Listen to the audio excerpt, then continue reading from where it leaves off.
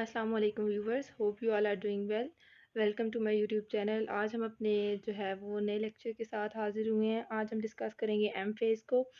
Basically जो हम लोगों ने टॉपिक शुरू किया है वो हमारे पास है सेल डिवीजन का, या सेल रिप्रोडक्शन, सेल ग्रोथ भी बोल सकते हैं।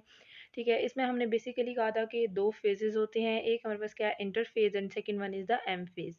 तो पिछले लेक्चर में हमने इंटरफेस को डिस्कस किया था, उसमें हमने G1 G2 एस फेज़ के बारे में थोड़ा सा पढ़ा था।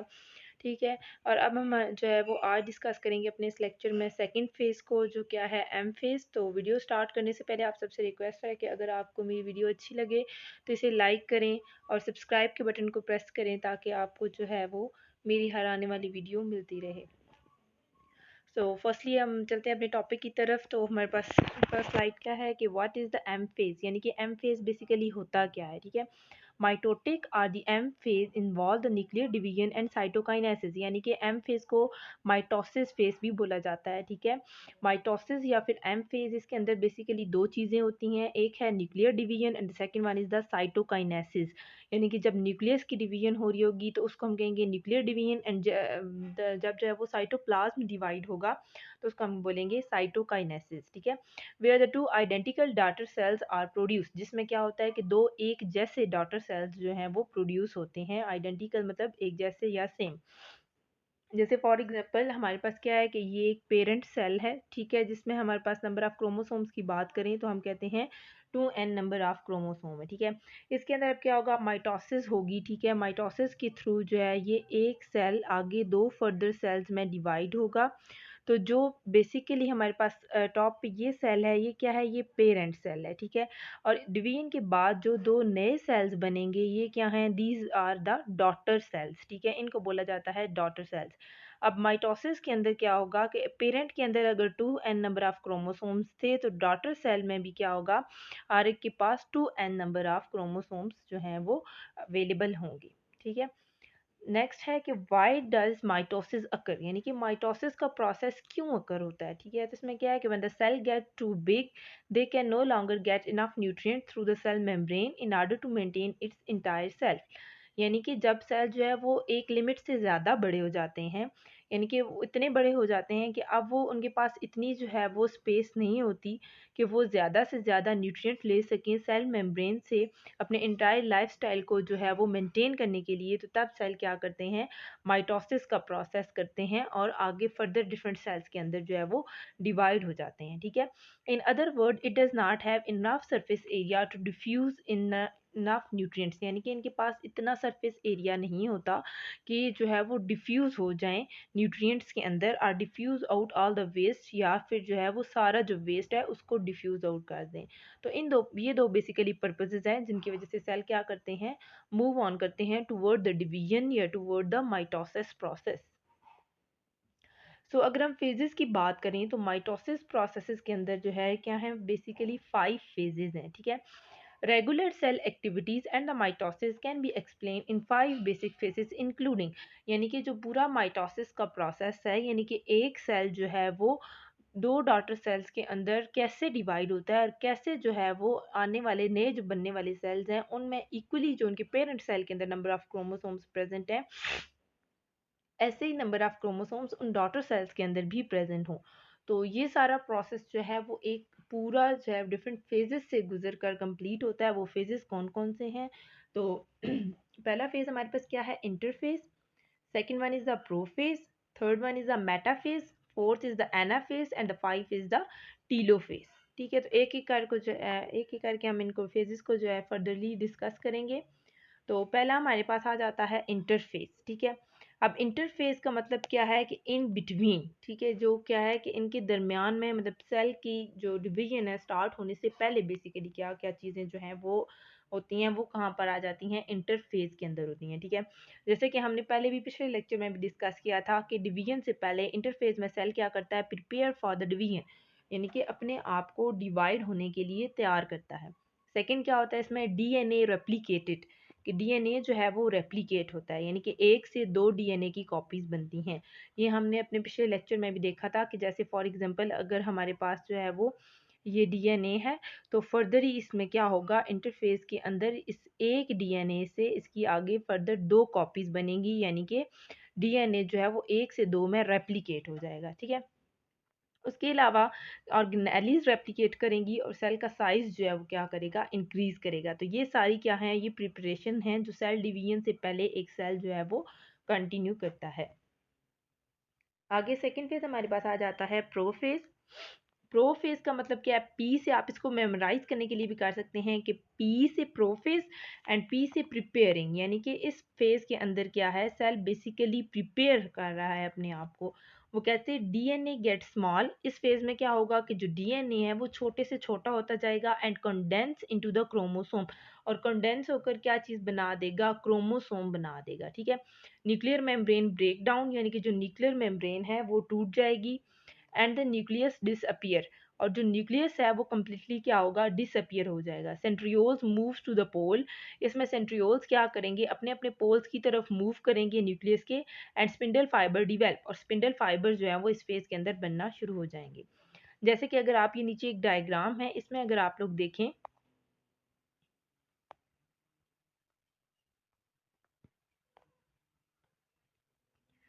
तो इस डायग्राम में आप बेसिकली देखें तो ये आप लोगों के पास क्या है, न्यूक्लियर मेम्ब्रेन है, और बीच में ये छोटे छोटे थ्रेड लाइक स्ट्रक्चर्स जो हैं ये दिखाए गए हैं। ये क्या हैं, ये क्रोमोसोम्स हैं, यानी कि बेसिकली जो डीएनए है, डीएनए कंडेंस हो रहा है और क्या बन रहे हैं, क्रोमोसोम। मतलब ये जो इस साइड पे बाउंड्री है ये क्या है, ये न्यूक्लियर मेम्ब्रेन है, जिसने अब क्या करना है, इस फेज के अंदर इसको डिसअपियर होना है, ठीक है। ये डिसअपियर हो जाएगी। उसके अलावा ये इसके अंदर छोटे छोटे यूँ आपको जो है वो थ्रेड लाइक स्ट्रक्चर नज़र आ रहे होंगे। ये बेसिकली क्या है, ये डीएनए कंडेंस्ड हो रहा है, किस फॉर्म में, क्रोमोसोम की फॉर्म में। यहाँ पर अब क्या होगा, क्रोमोसोम्स की फॉर्मेशन होगी। उसके अलावा क्या है, ये जो साइड पे हैं ये क्या है, सेंट्रियोल्स हैं। यहाँ पर क्या है, सेंट्रियोल्स न्यूक्लियस के साथ अपने अपने पोल्स की तरफ जो है वो मूव ऑन कर रहे हैं, और यहाँ पर जो चीज़ बन रही है ये क्या है, ये स्पिंडल फाइबर्स हैं, ठीक है। कि क्या होगा, सेंट्रियोल्स जो है वो मूव कर रहे हैं अपने अपने पोल्स की तरफ, और यहाँ पर क्या हो जाएगा, स्पिंडल फाइबर्स बनना स्टार्ट हो जाएंगे। यानी कि बेसिकली क्या है, एक ऐसे हमारे पास सेल है, ठीक है। इसमें क्या है, सेंट्रियोल्स जो है वो अपोजिट साइड्स पर मूव करेंगे, और यहाँ पर क्या है, स्पिंडल फाइबर्स बनना स्टार्ट हो जाएंगे। और नीचे हमारे पास क्या है, एक न्यूक्लियस है जिसके अंदर थिन थ्रेड लाइक स्ट्रक्चर्स हैं जिनको क्रोमोसोम्स बोला जाता है। तो ये साइड पे जो इसकी बाउंड्री है, ठीक है, ये बाउंड्री क्या करेगी, ये ब्रेक डाउन हो जाएगी, और यहाँ पर क्रोमोसोम्स जो हैं, ये क्रोमेटिन्स जो हैं, थ्रेड लाइक स्ट्रक्चर्स जो हैं, ये कंडेंस होकर किस फॉर्म में आ जाएंगे, फुली क्रोमोसोम्स की फॉर्म में आ जाएंगे, ठीक है। आगे आ जाती है थर्ड फेज, आ जाता है मेटा फेज, ठीक है। अब एम से मेटा, सो एम से मिडल, मतलब क्या है कि इस फेज के अंदर क्या होगा, क्रोमोसोम्स जो हैं वो दरमियान में अरेंज होना शुरू हो जाएंगे, ठीक है। तो इसलिए इसको बोला जाता है मेटा फेज। इसको आप बोल सकते हैं एम से मेटा, एम से मिडल, ठीक है। इक्वेटर पे, इक्वेटर कौन सी लाइन है, जो मिड लाइन है, एक पूरा ये हमारे पास क्या है, सेल है, इसके दरमियान में ये जो लाइन है इसको बोलेंगे इक्वेटर। यहाँ पर क्या करेंगे, क्रोमोसोम्स जो हैं वो इकट्ठे हो जाएंगे, ठीक है, लाइन अप हो जाएंगे। तो इसको फेज को हम क्या बोलेंगे, मेटा फेज बोलेंगे। क्या है कि the cell prepare the chromosome for the division. इसमें क्या करेगा, सेल्स क्रोमोसोम बनाएगा डिवीजन के लिए। Chromosome line up at the centre of the cell. Chromosomes क्या करेंगे, सेल के सेंटर में लाइन अप होना शुरू हो जाएंगे, ठीक है। उसके बाद क्या है, spindle fibres attach from the daughter cell to the chromosome at centromere. अब क्या है कि स्पिंडल फाइबर्स जो हैं वो डॉटर सेल्स के साथ अटैच हो जाएंगे, क्रोमोसोम्स के जो डॉटर सेल्स बन रहे हैं उनके साथ अटैच होंगे एट द सेंट्रोमेयर, यानी कि उनके सेंट्रोमेयर से उनके साथ अटैच होना शुरू हो जाएंगे। जैसे कि फॉर एग्जांपल हम कहते हैं कि हमारे पास क्या है, एक सेल है, ठीक है। यहाँ पर ये सेंट्रियोल्स हो गए, ठीक है। हम ये कहते हैं कि हमारे पास क्या है, स्पिंडल फाइबर्स हैं, ठीक है। ये पूरा हमारा एक सेल प्रिपेयर हो गया। मेटाफेज के अंदर अब क्या होगा कि जो क्रोमोसोम्स हैं वो इस तरह मिड लाइन पे जो है वो अटैच होना शुरू हो जाएंगे। अब ये दरमियान में ये जो सेंट्रोसोम है ना, यहाँ का स्पिंडल फाइबर इसके सेंट्रोसोम के साथ, और यहाँ से ही इधर सेंट्रोसोम के साथ जो है वो अटैच होंगे, और ये दरमियान में एक लाइन में क्या होगा, क्रोमोसोम्स जो हैं वो मिड में अरेंज होना शुरू हो जाएंगे, इक्वेटर में अरेंज होंगे, और इस कॉम फेज को क्या बोलेंगे, मेटा फेज बोलेंगे, ठीक है। यहाँ से आगे फर्दर क्या है, अब एक पेरेंट सेल से जो है टू डॉटर सेल्स की प्रिपरेशन स्टार्ट होनी है। जैसे इस डायग्राम में भी आप देख सकते सकते हैं। यहाँ पर भी क्या है, क्रोमोसोम जो है वो मिड में अरेंज हुए हुए हैं और यहाँ पर भी दिखाया गया है, ठीक है। यानी कि मेटाफेज के अंदर बेसिकली क्या होगा, ये वाला प्रोसेस होगा। तो इसको मेमोराइज करने के लिए आप कर सकते हैं कि एम से मेटाफेज और एम से मिडल, मीन्स क्या है कि क्रोमोसोम्स जो हैं वो दरमियान में इक्वेटर लाइन पर अटैच होना शुरू हो जाएंगे। नेक्स्ट आ जाता है एनाफेज, ठीक है। अब एनाफेज को जो है अगर हम देखें तो एनाफेज में अब क्या होना है कि जो क्रोमोसोम्स मेटाफेज के अंदर अटैच हुए थे, मतलब जो मिड में क्रोमोसोम्स अटैच हुए थे, अब इन्हीं क्रोमोसोम्स में क्या होगा कि जो डॉटर्स हैं, सिस्टर क्रोमेटिड्स हैं, डॉटर सिस्टर क्रोमेटिड्स, वो साइड पर होना शुरू हो जाए। यानी कि क्रोमोसोम्स के दो पोल्स हैं ना, तो ये फॉर एग्जांपल एक हमारे पास क्या है, पूरा एक क्रोमोसोम है, यानी कि इसके दो पोल्स हैं, दरमियान में क्या था, सेंट्रोसोम था। तो अब इनकी पार्टीशन होगी, यानी कि जो है वो सिस्टर क्रोमेटिड्स जो है वो अपोजिट पोल्स पर मूव करेंगे, किसके अंदर, एनाफेज के अंदर। द क्रोमोसोम डिवाइड, इसमें क्या होगा कि अब पूरा एक क्रोमोसोम जो है वो डिवाइड होगा। यानी कि फर्दरली अगर हम देखें तो हमारे पास क्या है, क्रोमोसोम ये इस फॉर्म में होता है। अब एनाफेज के अंदर क्या होना है कि ये क्रोमोसोम जो है वो डिवाइड हो जाएगा दो सिस्टर क्रोमेटिड्स के अंदर, ठीक है।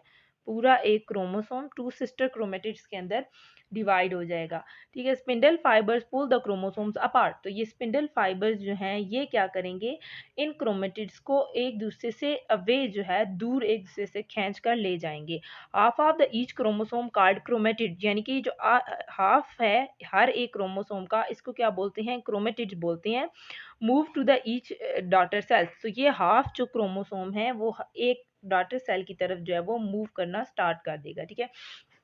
अब इसमें बेसिकली क्या हो रही है कि क्रोमोसोम्स की मूवमेंट हो रही है अवे फ्रॉम द सेल। तो इससे आप मतलब मेमोराइज करने के लिए भी कर सकते हैं कि एनाफेज में क्या होगा, अवे अवे या फिर अपार्ट, ए से एनाफेज, ए से अवे या फिर अपार्ट, यानी कि एक जो है वो मिडल से एक दूसरे से दूर जा रहे हैं, ठीक है। ए से अवे, ए से एनाफेज। तो एनाफेज में क्या होगा कि जो क्रोमोसोम्स मेटाफेज में मिडल में अरेंज हुए थे, अब उनमें ही क्या होगा, सिस्टर क्रोमेटिड्स जो है वो अपोजिट अपने अपने पोल्स की तरफ जो है वो क्या करेंगी, मूव करेंगी, ठीक है। नेक्स्ट हमारे पास फिफ्थ फेज आ जाता है, that is the Tillo phase. अब टी से टीलो एंड टी से टू, यानी कि इसमें बेसिकली क्या होना है, अब दो सेल्स बनने हैं, ठीक है जी। जो टीलो फेज है इसको जो है वो आप प्रो फेज का रिवर्स भी बोल सकते हैं। रिवर्स कैसे बोल सकते हैं कि जो चीज़ें अब प्रो फेज के अंदर जो है ख़त्म हुई थी वो इसमें बनेंगी, और जो वो उसमें बनी थी वो यहाँ पर ख़त्म होंगी। मतलब हमने कहा था कि प्रो फेज के अंदर बेसिकली क्या है कि जो क्रोमेटिन्स हैं वो कंडेंस होकर क्रोमोसोम्स बनेगी, ठीक है। और यहाँ पर क्या होगा, यहाँ पर अगेन जो है वो chromosome thin thread like structures में कन्वर्ट होंगे। वहाँ पर प्रोफेज में हमने एक चीज़ पढ़ी थी कि वहाँ पर क्या है, न्यूक्लियर जो एनवेलप है या फिर न्यूक्लियर मेम्ब्रेन है वो ब्रेक डाउन उसका होगा। यहाँ पर न्यूक्लियर एनवेलप जो है वो दोबारा से बनेगी, ठीक है। तो देखते हैं इसमें क्या है, chromosome reach opposite end of the cell. अब यहाँ पर क्या है कि वो क्रोमोसोम्स जो इस एनाफेज के दौरान एक दूसरे से दूर हुए थे, अब वो ही क्रोमोसोम जो है वो अपोजिट एंड्स तक पहुंच गए हैं, ठीक है। स्पिंडल फाइबर डिसअसेंबल्स, और यहाँ पर क्या होगा, स्पिंडल फाइबर्स जो हैं वो डिसअसेंबल हो जाएंगे, यानी कि खत्म हो जाएंगे। और प्रोफेज में हमने क्या कहा था कि स्पिंडल फाइबर्स बनते हैं। Chromosomes cytoplasm divide into the two cells, इसके अंदर क्या होगा कि साइटोप्लाज्म जो है वो क्या करेंगे, डिवाइड हो जाएंगे टू सेल्स के अंदर। यानी कि अब पहले जो है जो न्यूक्लियर के अंदर हो, न्यूक्लियस के अंदर सारा काम हो रहा था, न्यूक्लियर एनवेलप ब्रेक हुआ, सेंट्रियोल्स ने मूव किया, स्पिंडल फाइबर्स बने, क्रोमोसोम अटैच हुए, वो सारी डिवीजन किसके अंदर हो रही थी, न्यूक्लियस के अंदर हो रही थी। लेकिन अब बेसिकली क्या करना है, सेल की बाहर वाली ये जो बाउंड्री है ना, इसने डिवाइड है ना, मतलब अगर हम पीछे देखें तो हमारा सारा का सारा काम सेल के अंदर हो रहा था। ये चीज़ जो है ना, ये साइड वाली चीज़ किसी भी फेज के अंदर ये चीज़ जो है वो डिवाइड नहीं हो रही थी, ठीक है। लेकिन अब क्या होना है कि इस चीज़ ने डिवाइड होना है, साइड की जो वॉल्स हैं इससे डिवाइड होना है। तो इनमें क्या है, बेसिकली साइटोप्लाज्म ने डिवाइड होना है, सेल को एक से दो में डिवाइड करना है। तो यहाँ पर इस डिवीजन को भी हम बोलेंगे साइटोकाइनेसिस, जिसमें साइटोप्लाज्म डिवाइड होता है। न्यूक्लियर मेम्ब्रेन जो है वो इसमें दोबारा बनेगी, रीफॉर्म होगी, ठीक है। और एक यहाँ पे लिखा हुआ है कि क्रोमोसोम्स अनरेवल्स। अनरेवल्स मतलब क्या है कि अब इस चीज़ में क्या होगा, क्रोमोसोम्स जो है वो स्ट्रेट थ्रेड लाइक स्ट्रक्चर में जो है वो कन्वर्ट होना शुरू हो जाएंगे। अब यहाँ पर क्या है, इस डायग्राम में आपको एक पूरा होल प्रोसेस दिखाया गया है, ठीक है। यानी कि किस तरह एक कंप्लीटली डिफरेंट फेजेस से गुजर कर जो है वो सेल दो डॉटर सेल्स के अंदर डिवाइड होता है। ठीक है, तो सबसे पहले क्या है प्रोफेज। प्रोफेज में क्या है, कंडेंसेशन का प्रोसेस होगा, यानी कि ये जो chromatin xanthine thread like structure हैं ये कंडेंस होकर क्या बनाएंगे, क्रोमोसोम बनाएंगे। और इसके अलावा जो न्यूक्लियस है ये अंदर जो न्यूक्लियर मेम्ब्रेन है या न्यूक्लियर एनवेलप है ये ब्रेक डाउन हो जाएगा और स्पिंडल फाइबर्स बनेंगे। ये सारा प्रोसेस किसके अंदर हो रहा है, प्रोफेज के अंदर हो रहा है। ठीक है, अब मेटाफेज के अंदर क्या होगा कि जो क्रोमोसोम्स हैं ये सारे क्रोमोसोम्स जो हैं वो इक्वेटोरियल प्लेट यानी कि मिड लाइन पर अरेंज होना शुरू हो जाएंगे।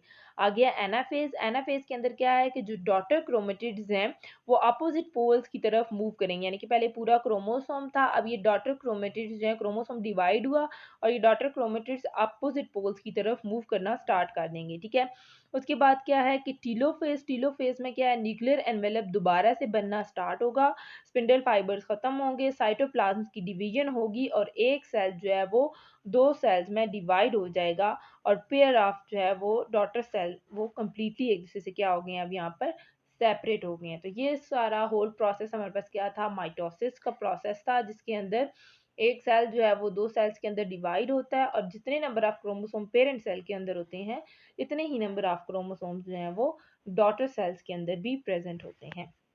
तो यहाँ तक का था हमारा आज का लेक्चर। होप सो आप लोगों को जो है वो माइटोसिस का प्रोसेस जो है ये क्लियर हो गया होगा। फिर भी अगर इसके बारे में आपका कोई भी क्वेश्चन हो तो आप कमेंट सेक्शन में पूछ सकते हैं। और आज के हम इस लेक्चर को यहीं पर ख़त्म करते हैं। नेक्स्ट जो है वो हम अपने लेक्चर में सेकंड डिवीजन जो है मियोसिस उसको डिस्कस करेंगे। तब तक के लिए जो है अल्लाह हाफिज़। और अगर आपको मेरी वीडियो अच्छी लगी हो तो इसको लाइक करें, सब्सक्राइब करें और ज़्यादा से ज़्यादा शेयर करें और बेल आइकन को प्रेस कर लें ताकि मेरी आने वाली हर एक नई वीडियो जो है वो आपको मिलती रहे। तो मिलते हैं एक नए लेक्चर के साथ, तब तक के लिए अल्लाह हाफिज़।